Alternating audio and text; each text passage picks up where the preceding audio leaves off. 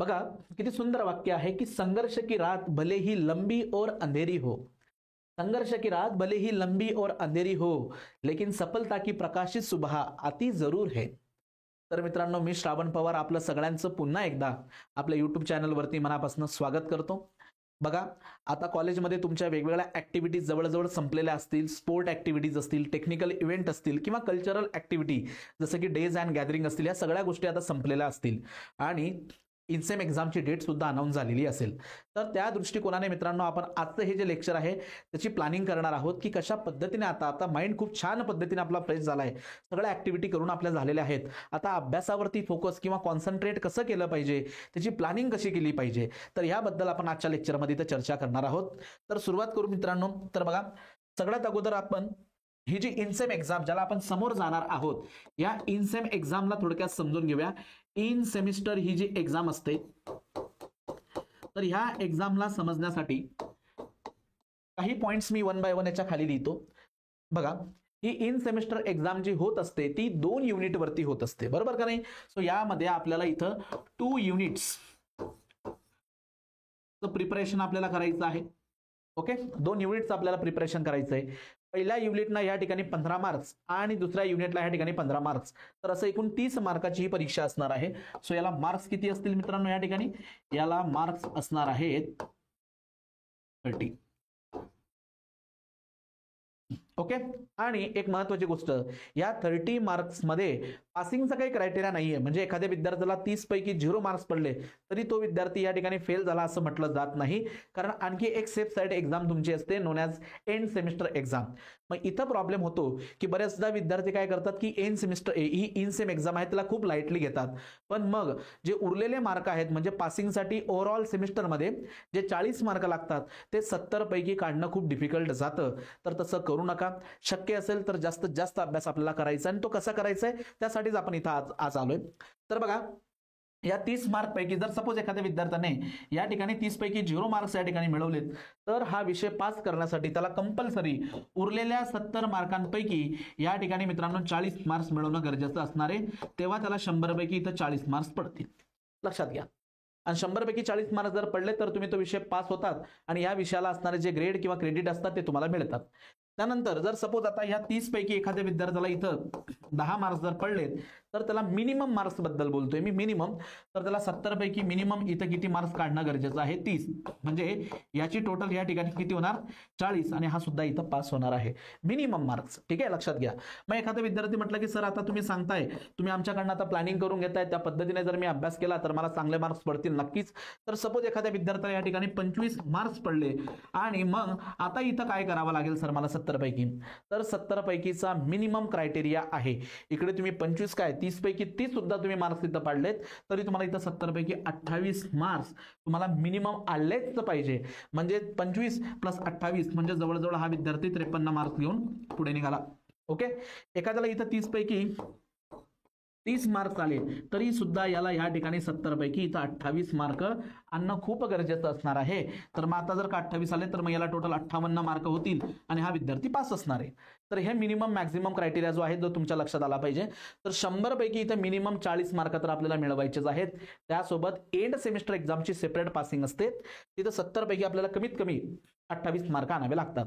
मग एखादा म्हटलं की सर सपोज जर मी इथं 30 पैकी 30 मिळवले आणि इथं 70 पैकी मी 10 मिळवले तर माझे 100 पैकी 40 झाले ना हो, असं एखादा म्हणू शकतो. बरोबर, 100 पैकी 40 झाले, पण एंड सेमिस्टर एक्झामचा क्रायटेरिया इथं फुलफिल झालेला नाही. त्यामुळे तुम्ही एंड सेमिस्टर एक्झाम फेल झालात असा याचा अर्थ होतो. म्हणजेच तुम्ही ओव्हरऑल त्या सब्जेक्टमध्ये फेल झालात. मग ह्या सब्जेक्टचे जे ग्रेड असतात ते तुम्हाला भेटत नाहीत, हे तुम्ही लक्षात घ्या. तर हा झाला आपला पासिंगचा क्रायटेरिया. तर त्यामुळे आपण प्रयत्न करणार आहोत आता की इन सेमिस्टरमध्ये जास्तीत जास्त आपल्याला अभ्यास करायचा आहे. याचं काय कारण आहे की जर का तुम्ही एखादा विषय फेल झालात तर तुम्ही जेव्हा त्याचं परत एक्झाम देतात, बॅकलॉग ज्याला आपण म्हणतो, बॅकलॉग एक्झाम जेव्हा तुम्ही देतात तर ती फक्त एंड सेमिस्टरची देता येते. इन सेमिस्टरचे मार्क्स जे असतात ते ॲज इट इज फ्रीज असतात, जसे आहेत तसेच्या तसेच राहतात. ते देण्यासाठी आपल्याला आणखी एक सेमिस्टर जाऊ द्यावं लागतं. ठीक आहे, हे लक्षात घ्या. म्हणून आपण प्रयत्न पूर्ण करणार आहोत. सो 2 युनिट आहेत, मार्क्स आहेत 30 मार्क्स, एवढं क्लिअर झालं. आता याची प्लॅनिंग करताना आता बघा मित्रांनो, सपोज आता युनिट 1 आणि युनिट 2 याची प्लॅनिंग करायची मला. आता जवळजवळ सपोज सुरुवात आता आपल्या पुढे एक 10 दिवस आहेत जे की उरलेत आणि ह्या 10 दिवसाचं आपल्याला आता प्लॅनिंग करायचं. तर एक्झॅक्टली काय करावं लागेल? मग असं होऊ शकतं की युनिट नंबर 1 जो आहे, काही विद्यार्थी युनिट नंबर 1, बघा मी दोघं पॉसिबिलिटी इथं घेतो. युनिट नंबर 2 म्हणतो मॅथमॅटिक्स असू द्या, physics, chemistry, BEE, BXC, graphics असेल, मेकॅनिक्स असेल, PPS असेल. ओके, सो युनिट नंबर 1 जो आहे, मी बघा ते रफ आयडिया घेतो की युनिट नंबर 1चं प्रिपरेशन करण्यासाठी सपोज एखाद्या विद्यार्थ्याला या ठिकाणी 10 आवर्स लागतात. तसंच युनिट 2चं प्रिपरेशन करण्यासाठी सुद्धा या ठिकाणी 10 आवर्स या ठिकाणी लागतात. बघा लक्षात घ्या, मॅक्झिमम टाइम मी इथं घेतो 10 आवर्स. 10 तासामध्ये एखादा युनिट इथं इझिली प्रिपेअर होतो जर तुम्ही पूर्ण फोकसने बसलात तर. म्हणजे बघा लक्ष द्या, तर 2 युनिटसाठी आपल्याला या ठिकाणी 20 आवर्सचं आपल्याला प्रिपरेशन करावं लागणार आहे. 20 आवर्स, ठीक आहे, 2 युनिटसाठी. आणि असे आता एकूण विषय किती आहेत आपल्याला? तर 5. किती असतात? 5. तर मग आपल्याला एकूण 5 विषय म्हणजे आपल्याला एकूण आता 100 तासाचा अभ्यास आपल्याला इथं करायचा आहे. ठीक आहे, 100 तासाचा आपल्याला अभ्यास करायचा आहे. मग जर का आपल्याकडे आता 10 डेज जर का आपल्याला रिमेनिंग असतील तर बघा मित्रांनो, 100 तास आपल्याला अभ्यास करायचा आहे आणि आपल्याकडे फक्त 10 दिवस आता जर का उरलेले असतील तर तुम्हाला डेली 10 आवर्स अभ्यास करणं गरजेचं आहे पर डे. ओके, फुल डे तुम्ही आता 10 तास अभ्यास करायला काहीच हरकत नाही. आणि मित्रांनो, विद्यार्थी करतात 10 काय रे, 12-12, 15-15 तास विद्यार्थी अभ्यास करतात. फक्त या ठिकाणी आवड असणं गरजेची आहे, जिद्द चिकाटी असणं गरजेचं आहे, काहीतरी करून दाखवायचं आहे, हे आतमध्ये पोटेन्शियल जे लपलेलं असतं त्याला ओळखणं गरजेचं आहे. तर तुम्हाला पर डेला या ठिकाणी 10 तास अभ्यास करणं गरजेचं आहे. आणि मी तुम्हाला आधीच सांगितलं, सगळ्या ऍक्टिव्हिटीज तुमच्या आता संपलेल्या आहेत, त्यामुळे तुम्ही पूर्ण फोकस आता करू शकता अभ्यासाला. सो आपलं हे टार्गेट आपलं असणार आहे. ठीक आहे, तर आपण पूर्णचे युनिट 1 आणि युनिट 2 याचा मॅक्झिमम अभ्यास आपण या ठिकाणी करू शकतो. तर हे झालं एक बेसिक प्लॅनिंग. आता आपण जाऊयात पुढे. मग आता हे कसं करणार, कशा पद्धतीने करणार? तर बघा मित्रांनो, सगळ्यात पहिल्यांदा तुम्ही काय करायचं की जो सिलेबस आपल्याला SPPU ने प्रोव्हाइड केलेला आहे, ठीक आहे, तो हा SPPU ची सिलेबस कॉपी जी आहे ना मित्रांनो, सिलेबस हा तुमच्या सगळ्यांसमोर असला पाहिजे. का असं बरं का? कारण सिलेबसमध्ये जे टॉपिक आहेत त्याच टॉपिकचं आपल्याला प्रिपरेशन करायचं आहे.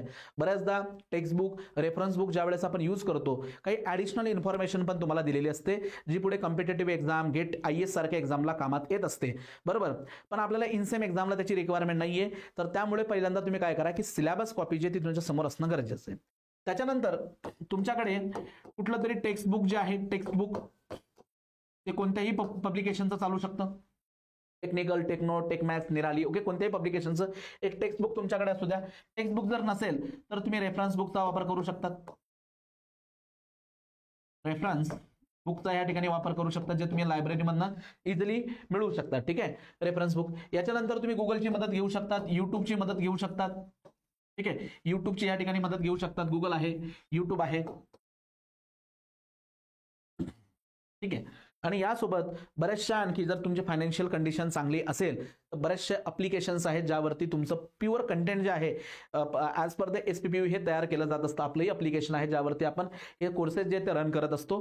तर मित्रांनो, या जर तुम्ही इंटरेस्टेड असाल तर ते तुम्ही ह्या व्हिडिओच्या लिंकमध्ये जाऊन बघू शकतात. तर ते तुम्ही परचेस करू शकता तुमची कंडिशन चांगली असेल तर हे इथून आपण कंटेंट गोळा करू शकतो, हे लक्षात घ्या. आता पुढे काय करायचं आहे तुम्हाला की सपोज आता जर का मी टेक्स्टबुक घेतलं, ठीक आहे, हा टेक्स्टबुक जर मी इथं घेतला अभ्यासाला तर याचा युनिट नंबर 1 ला ओपन करा आणि युनिट नंबर 1 चा तुम्ही काय करायचा या ठिकाणी कन्सेप्ट मॅप जो आहे तो तुम्ही इथं प्रिपेअर करायचा.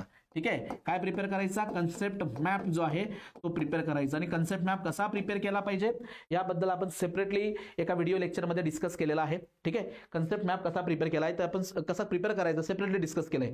आणि तुम्हाला पुन्हा जर concept map, memory map live लेक्चरमध्ये समजून घ्यायची असतील तर तुम्ही ह्या लेक्चरच्या कमेंट बॉक्समध्ये तशी कमेंट करून मला सांगा. सेपरेटली मी तुमचा एक पूर्ण चॅप्टर घेऊन कन्सेप्ट मॅप, माइंड मॅप कसा बनवतात हे तुम्हाला नक्की शिकवेल. ठीक आहे, तर कन्सेप्ट मॅप तुम्ही प्रिपेअर करा आणि कन्सेप्ट मॅप प्रिपेअर झाल्यानंतर मग तुम्हाला काय करायचे की प्रिव्हियस इयर जे काही क्वेश्चन्स पेपर असतात, PYQ जे असतात, प्रिव्हियस इयर क्वेश्चन पेपर, त्या प्रिव्हियस इयर क्वेश्चन पेपरला तुम्हाला समोर घ्यायचं आहे. आणि या युनिटमध्ये जो कन्सेप्ट मॅप आपण प्रिपेअर केलाय यात जर का 10 सब टॉपिक्स असतील तर सगळ्या 10च्या 10 सब टॉपिक्स वरती या ठिकाणी प्रश्न नसणार आहेत. मग ज्या टॉपिक वरती प्रश्न विचारले त्यांना प्रॉपरली हायलाइट करून घ्या कन्सेप्ट मॅप वरती. काय म्हणतो लक्षात घ्या, कन्सेप्ट मॅप प्रिपेअर झालाय, यातून तुम्हाला आयडिया येऊन जाईल की युनिटचं नाव काय, त्याचे सब पॉईंट्स काय, त्या सब पॉईंटचे सब पॉईंट्स काय, कसे बनवतात त्यासाठी आपण डिस्कस करूच. तर हा कन्सेप्ट मॅप झाला. PYQ घ्यायचा आहे, प्रिव्हियस इयर क्वेश्चन पेपर. या प्रिव्हियस इयर क्वेश्चन पेपरमध्ये जे प्रश्न तयार झालेले आहेत ते प्रश्न तुम्ही कन्सेप्ट मॅपवर या ठिकाणी काय करा, हायलाईट करा किंवा ते टॉपिक हायलाईट करा. आणि मग तुम्हाला सुरुवात करायची की ते पर्टिक्युलर बुक असेल, नोट्स असेल, रेफरन्स बुक असेल किंवा गुगलवरनं काही वाचायचं असेल तुम्हाला, तर ते कंटेंट तुम्ही वाचू शकतात. तर ठीक आहे, मग तुम्ही आता काय करा, रिडिंगला सुरुवात करा. पण वेळ आपल्याकडे एवढा कमी आहे, तर त्यावेळेस मी तुम्हाला म्हणेल की स्टँडर्ड बुक्स असेल किंवा एखादं लेक्चर असेल तर ते बघितलेलं तुम्हाला कधीही बेस्ट राहील. पर्टिक्युलर तेवढ्या सिलेबसला घेऊन बनवलेलं असेल तर ते बघा. तर बघा, आता रिडिंगला सुरुवात करा. आणि रिडिंगला सुरू करत असताना ज्या टॉपिकवरती प्रश्न बनलेले नाहीत किंवा तयार झाले नाहीत त्याला थरोली वाचून घ्या. ठीक आहे, आणि मग जिथं प्रश्न बनतात किंवा प्रिव्हियसली विचारले गेलेत त्या टॉपिकची प्रॉपर नोट्स बनवा. जर त्यावर न्यूमेरिकल असतील तर फॉर्म्युलाला व्यवस्थित समजून घ्या, फॉर्म्युला पाठ करा. आणि त्यासोबत युनिट कन्व्हर्जनची सुद्धा प्रॅक्टिस करा. कारण मी खूपदा ऑब्झर्व केलंय की विद्यार्थी फॉर्म्युले पाठ करतात, क्वेश्चन पण बरोबर सोडवतात, पण त्याला मिलीमीटरचं मीटरमध्ये किंवा मीटरचं सेंटीमीटरमध्ये कन्व्हर्जन करता येत नाही, तर त्यामुळे त्याला पाहिजे ते पूर्ण मार्क्स तिथे मिळत नाहीत. तर तेही तुम्ही बघा.